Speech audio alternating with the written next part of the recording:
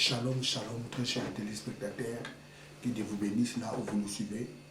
Bien, vous êtes dans CGC TV, croissez dans la grâce et dans la connaissance télévision avec le pasteur Jimmy. C'est ma bien très chers téléspectateurs. Le thème de ma prédication aujourd'hui est intitulé « La foi, c'est notre vie ». Vous savez, tu ne peux pas séparer la foi dans la vie d'un chrétien. Si tu enlèves la foi dans la vie des chrétiens, celui-ci ne peut pas être agréable à Dieu. Parce que la Bible nous dit sans la foi, il est impossible de lui être agréable. Donc un chrétien qui veut être agréable devant Dieu, il doit marcher par la foi. Donc la vie d'un chrétien, c'est marcher dans la foi. La foi, c'est notre vie. Nous ne pouvons pas marcher sans la foi. Bien, je vais commencer par la prière avant de commencer ce message. Éternel Dieu, merci pour ces temps précieux. Tu m'as accordé pour prêcher ta parole. Laisse que ton esprit illumine le cœur de tous ces assels qui suivront ces messages pour qu'ils parviennent à la connaissance et la vérité de ta parole. Je te rends toute la gloire au nom de Jésus-Christ, notre Seigneur et notre Sauveur. Amen. Marcher dans la foi. La foi, c'est notre vie. Prenons l'Épître aux Corinthiens. Prenons l'Épître aux Corinthiens. 2 Corinthiens, chapitre 5, verset 7. 2 Corinthiens 5, 7.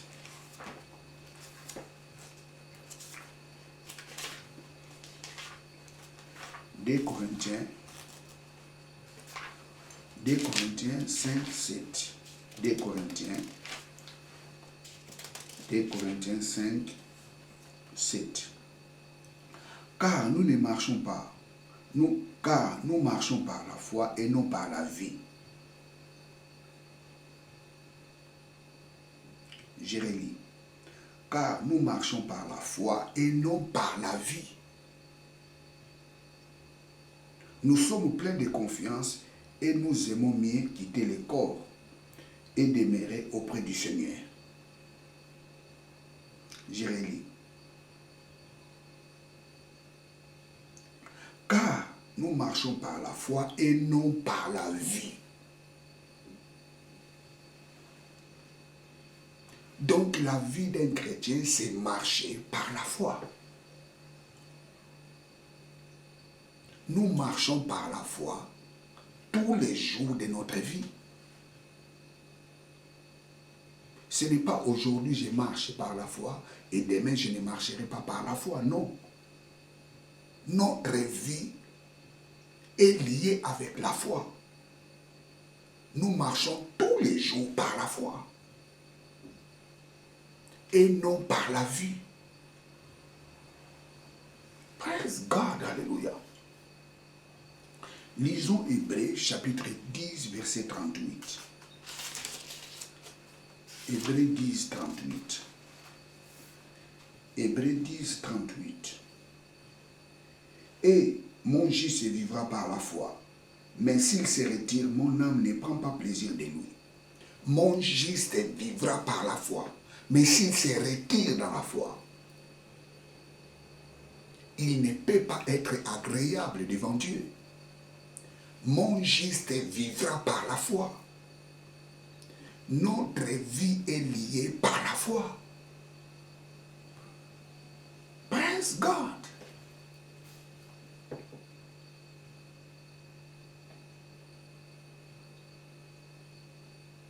Sans la foi, il est impossible de lui être agréable. Alors c'est quoi la foi? Hébreux chapitre 11, verset 1. La foi est une ferme assurance des choses qu'on espère, une démonstration de celles qu'on ne voit pas. La foi, c'est l'assurance des choses qu'on espère et la conviction des choses qu'on ne voit pas. C'est ça la foi. La vie d'un chrétien est liée par la foi. Un chrétien qui ne marche pas par la foi, il ne peut pas être agréable devant Dieu. Or, c'est quoi la foi? La foi, c'est l'assurance des choses qu'on espère et la conviction des choses qu'on ne voit pas. Je prends l'exemple de Dieu. Moi, je n'ai pas encore vu Dieu, mais je crois à son existence. J'ai cette conviction-là. Dieu existe et Dieu est réel. Praise God. Et je peux défendre ce Dieu-là avec fermeté, avec toute ma force. C'est ça la foi. L'assurance des choses qu'on espère et la conviction des choses qu'on ne voit pas.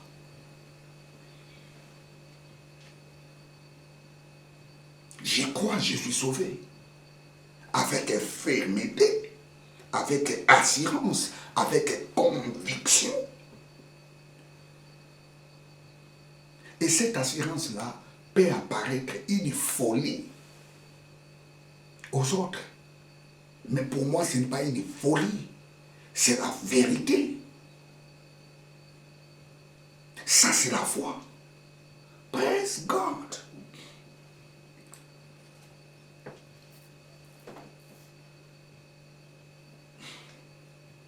Vivre par la foi, ça signifie pratiquer la parole de Dieu. Tous les jours de ta vie. C'est ça, vivre par la foi. Nous croyons à l'existence de Dieu. Nous croyons que Dieu existe. Nous croyons toutes ces choses que nous voyons a été créées par Dieu. L'homme n'est pas le fruit de l'évolution. L'homme a été créé par Dieu. Oh, mais qu'est-ce que tu dis là? Est-ce que tu as déjà vu Dieu? Oui, je n'ai pas encore vu Dieu, mais je crois à son existence. J'ai cette conviction profonde que Dieu existe. Dieu là est réel. Et celui qui a créé toutes choses. J'ai cette conviction-là. La Bible nous dit, celui qui s'approche de Dieu doit croire que ce Dieu existe. Et il est le rémunérateur de tous ceux qui le cherchent. Vivre par la foi. La foi, c'est notre vie. Qui ne peut pas enlever la foi dans la vie d'un chrétien. Un chrétien qui n'a pas la foi, il n'est pas un chrétien. Un chrétien qui ne marche pas par la foi, il ne peut pas être agréable devant Dieu. Or, sans la foi, personne ne peut être agréable devant Dieu. Abraham a marché par la foi, il était agréable devant Dieu. Abel a marché par la foi, il était agréable devant Dieu. Moïse a marché par la foi, il était agréable devant Dieu. Josué a marché par la foi, il était agréable devant Dieu. Toi aussi, si tu marches par la foi, tu seras agréable devant Dieu. Lisons Hébreux chapitre 11, verset 1. Or, sans la foi, la foi est une ferme assurance des choses qu'on espère, une démonstration de celles qu'on ne voit pas. Pour l'avoir possédé, les anciens ont obtenu un témoignage favorable. Tous ceux qui avaient la foi, ils avaient obtenu un témoignage favorable. Tous ceux qui marchaient par la foi, ils n'étaient pas déçus. Tu ne peux pas marcher par la foi et être déçu. Dieu ne déçoit pas celui qui marche par la foi. Praise God, alléluia. Waouh, waouh, waouh, waouh, waouh, waouh, waouh. La foi, c'est l'assurance des choses qu'on espère et la conviction de celles qu'on ne voit pas. Hypostasis, la conviction.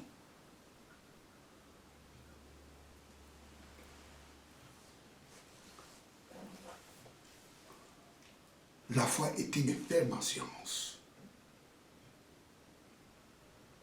des choses qu'on espère, une démonstration de celles qu'on ne voit pas. Waouh, waouh, waouh, waouh, waouh, praise God, hallelujah.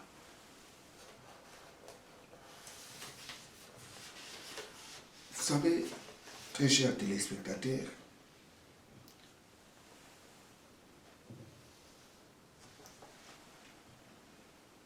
vivre par la foi, c'est faire en sorte que la parole de Dieu demeure en vous. Tu ne peux pas marcher par la foi si la parole de Dieu ne demeure pas en toi. Tu as besoin que la parole de Dieu demeure en toi pour que vous puissiez marcher par la foi. Il est impossible de marcher par la foi si la parole de Dieu ne demeure pas en toi. Jean chapitre 15, verset 7. Jean 15, 7. Si vous demeurez à moi et que mes paroles demeurent en vous. Si vous demeurez à moi et que mes paroles demeurent en vous, demandez tout ce que vous voudrez, il vous sera accordé. Tu ne peux pas marcher par la foi si la parole de Dieu ne demeure pas en toi. Jean chapitre 15. L'évangile de Jean, chapitre 15, verset 7. Si vous demeurez à moi et que mes paroles demeurent en vous, demandez ce que vous voudrez et cela vous sera accordé. Cela viendra à l'existence. Si vous demeurez à moi et que mes paroles demeurent, il y a des gens qui sont en Christ, mais la parole de Christ ne demeure pas en eux. Tu as besoin que la parole de Dieu demeure en toi. Parce que si la parole de Dieu demeure en toi, c'est alors tu pourras marcher par la foi.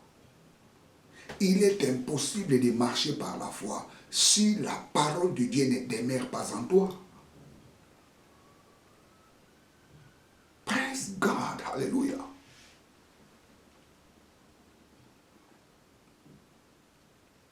Être en Christ, c'est une bonne chose.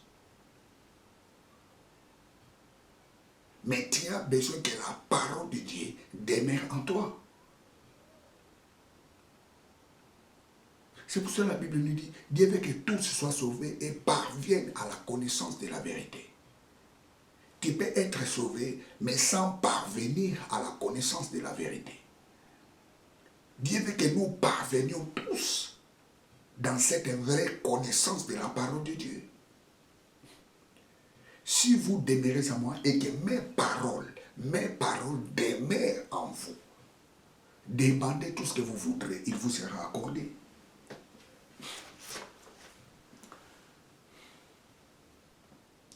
Notre vie est liée avec la foi. Tu ne peux pas vivre sur cette terre étant que chrétien sans marcher par la foi. La Bible nous dit, le juste vivra par la foi. Ça signifie notre vie est liée éternellement avec la foi. Tu ne peux pas séparer un chrétien avec la foi. Parce que la vie d'un chrétien est liée par la foi. La foi, c'est quoi? La foi, c'est l'assurance des choses qu'on espère et la conviction de ces choses-là qu'on ne voit pas.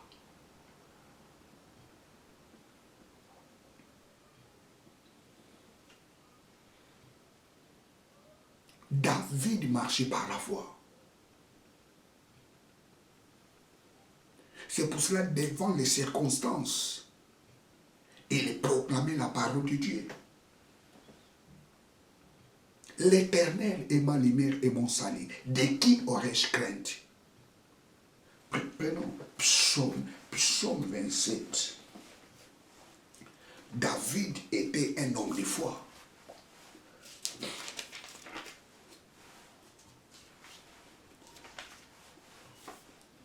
David était un homme de foi. Praise God. Psaume 27.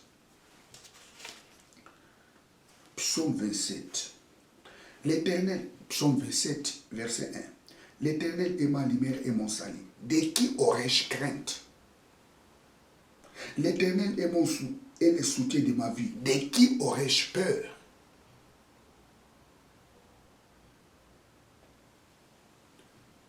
Est-ce que David avait vu Dieu? David n'avait pas vu Dieu. Mais il avait la conviction de l'existence de ce Dieu-là. Il avait la conviction de Dieu, de ses pères. Il croyait au Dieu d'Abraham. Il croyait à l'existence de ce Dieu-là qui a créé toutes choses.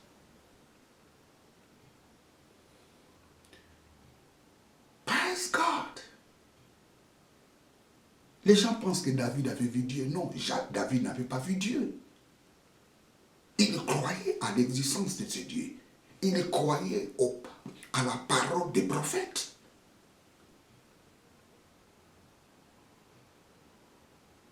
Il était un homme de foi. David marchait par la foi. L'Éternel est ma lumière et mon salut. De qui aurais-je crainte?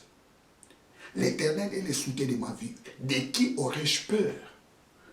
Vous savez, il y a deux mots ici. La crainte et la peur. Vous savez, les mots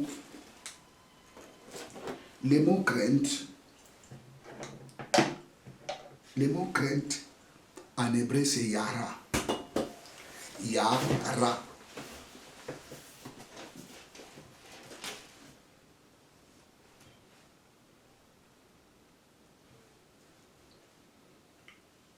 Yara.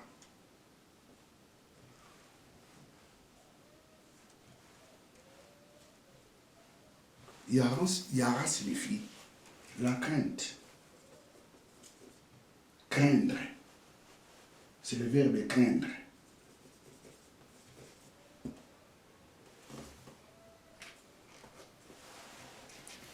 Yara.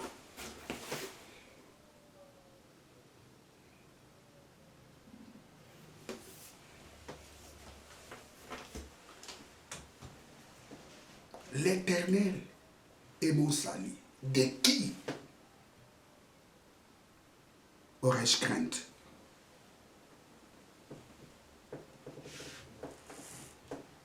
L'Éternel est le soutien de ma vie. De qui aurais-je peur?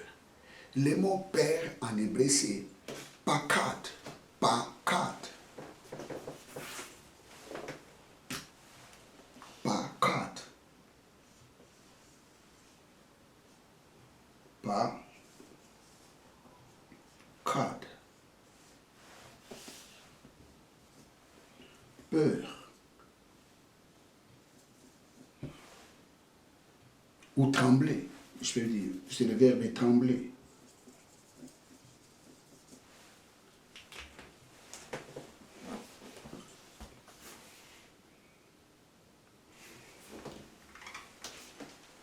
David dit, je ne peux pas avoir, je ne craindrai personne. Et je ne tremblerai devant personne. Pourquoi? Parce que l'Éternel est ma lumière. Et il est le soutien de ma vie. Est-ce que David avait vu Dieu? Non. Mais il croyait à son existence. Comme il croyait à son existence, et il croyait à sa suprématie, il avait bâti Goliath. Comme il croyait à la parole de Dieu, Christ était venu dans sa descendance. Praise God, hallelujah, praise God, hallelujah. Vous savez, la crainte est à l'intérieur, mais la peur qui se manifeste.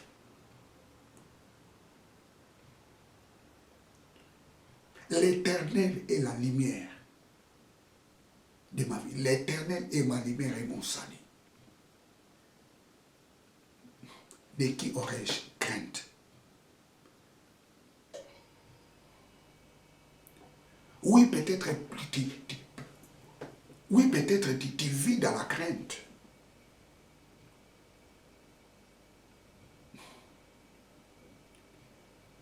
Tu vis dans la crainte. Mais je te l'ai dit aujourd'hui, enlevez la crainte dans ta vie parce que l'Éternel est ta lumière. Il est ton salut.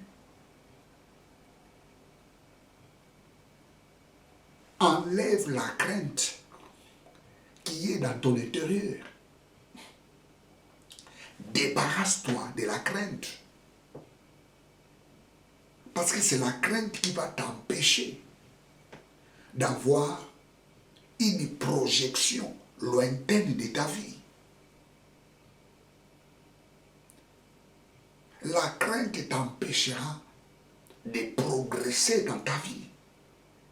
Tu dois bannir la crainte dans ta vie.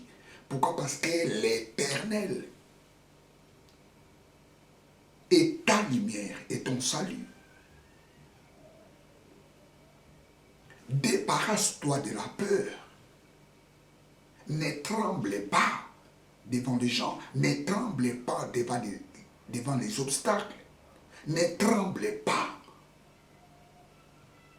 Parce qu'il est le soutien de ta vie. La foi, c'est notre vie. Il ne faut pas trembler lorsque tu veux faire une chose. Enlève la peur.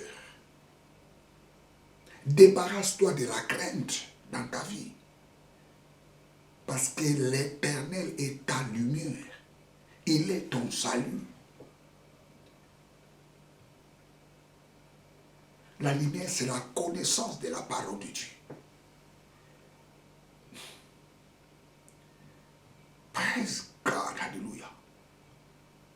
Lorsque tu as la connaissance de la parole de Dieu, tu ne craindras personne. Alléluia. Tu vas te débarrasser de la crainte. Il est le soutien de ta vie. Tu n'as pas droit de trembler. Parce que tu as été destiné à la grandeur. Tu n'étais pas destiné à la bassesse. Tu étais destiné à la grandeur. Pourquoi? Parce que tu es enfant de Dieu. L'Éternel est ma lumière et mon salut. De qui aurais-je crainte? Il est le soutien de ma vie. De qui aurais-je peur? Enlève la crainte dans ton intérieur. Débarrasse-toi de la peur. Vous savez, il y a des gens qui disent non, est-ce que si j'ai fait ces choses-là, je vais réussir? Il y a des gens qui ont peur de commencer les choses. Il y a des gens qui tremblent. Et non, ça, moi je ne peux pas faire ça, je n'arriverai pas. Et stop! Tu arriveras parce que l'Éternel est le soutien de ta vie.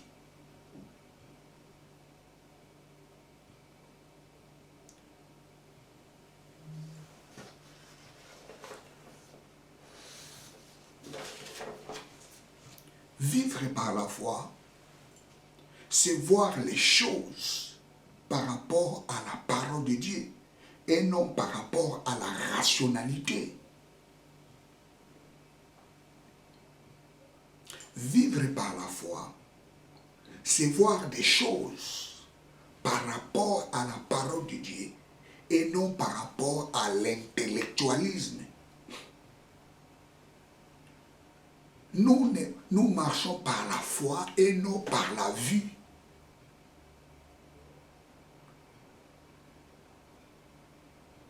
Et un chrétien ne marche pas par la rationalité. Un chrétien marche par la foi. La foi est au-dessus de la rationalité. Les gens rationnels pensent que ceux qui marchent dans la foi sont des cons. Non. La foi est au-dessus de la rationalité. Un homme de foi, il est hyper rationnel. Parce qu'il comprend des choses au-dessus de la rationalité. Un homme rationnel a des limites, mais un homme de foi n'a pas de limites. Un homme de foi voit au-dessus de la rationalité. 1 Corinthiens 3, 19. 1 Corinthiens 3, 19. Praise God, hallelujah, praise God, hallelujah, praise God. 1 Corinthiens 3, 19. 1 Corinthiens 3, 19. 1 Corinthiens 3, 19. Car la sagesse de ce monde est une folie devant Dieu. Car la sagesse de ce monde est une folie devant Dieu. Car la sagesse de ce monde est une folie devant Dieu. Le mot sagesse, en grec, c'est Sophia. Sophia.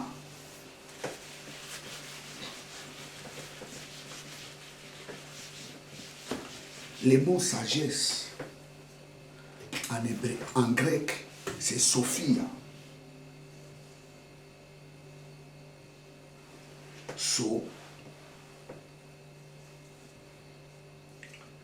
Sophia. Sophia qui signifie la sagesse appartient aux hommes. Sophia. La sagesse appartient aux hommes. Sagesse appartient aux hommes.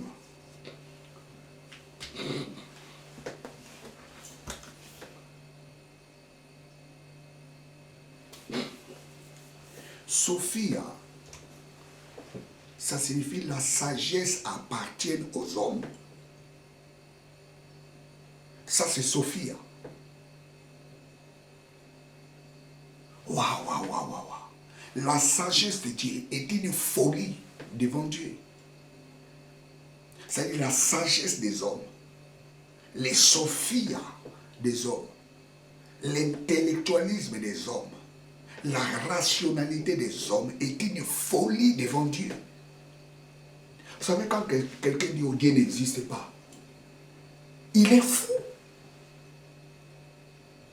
Sa sagesse-là, c'est la folie. Oh, fichez-moi la paix avec vos choses là de la parole de Dieu. Moi, je ne crois pas.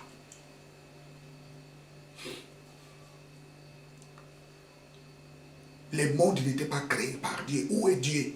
Dieu n'existe pas. Ça, c'est la folie. J'ai le droit de faire tout ce que je veux. Oui, tu as le droit de faire tout ce que tu veux. C'est ça la sagesse de l'homme. Que Dieu considère comme une folie.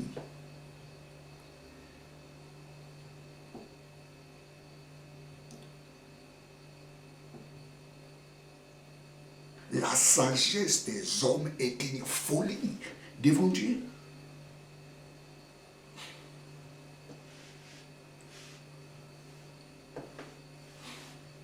Vivre par la foi, c'est de voir des choses par rapport à la parole de Dieu et non par rapport à la rationalité. Parce que la sagesse de l'homme est une folie. La sagesse de l'homme a des limites. Oh, cette maladie est incurable. Ça, c'est la sagesse de l'homme. Ça, tu ne peux rien faire pour ça. Ça, il n'y a pas de solution. C'est fini. Ça, c'est la sagesse de l'homme. Ah, c'est fini pour lui, il n'arrivera pas. Il n'arrivera jamais. Ça, c'est la sagesse de l'homme. Ça ne sert à rien. Ça ne sert à rien. Tu n'arriveras pas, je t'ai dit, tu n'arriveras jamais. Ça, c'est la sagesse de l'homme.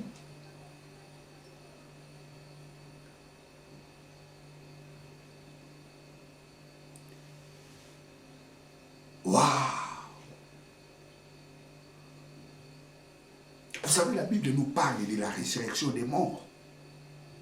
Mais la sagesse de l'homme dit qu'il est impossible qu'un homme mort, pourri, ressuscite.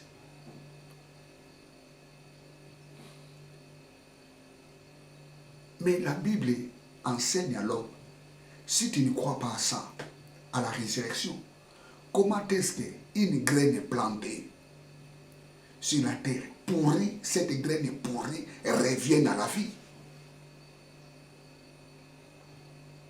Si la graine enterrée, cette graine pourrie revient à la vie, tu crois ça? Pourquoi tu ne crois pas qu'un jour, Dieu ressuscitera des morts?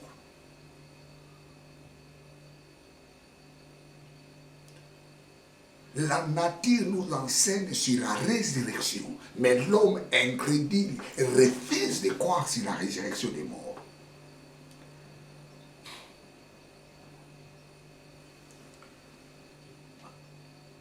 Vivre par la foi. Qu'est-ce que nous dit la Bible? Romains chapitre 12, verset 2. Ne vous conformez pas au siècle présent.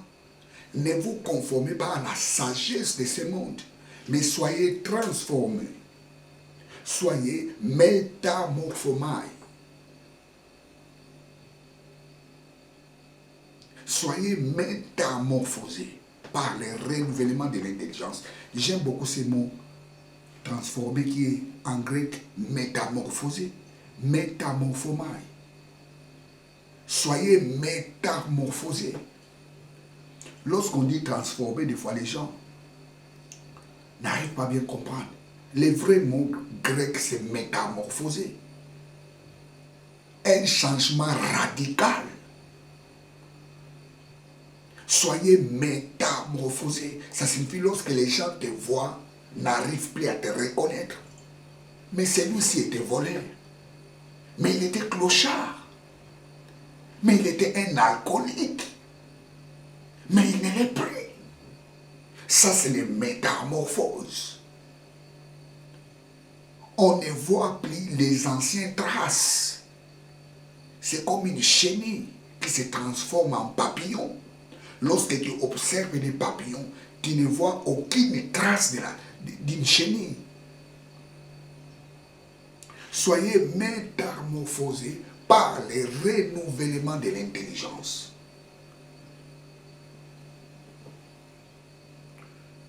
Waouh! La foi, c'est notre vie. Quelqu'un qui vit dans la foi, même son langage change. Il ne peut pas voir le même langage d'avant. Quelqu'un qui est transformé, son langage aussi est transformé. Il ne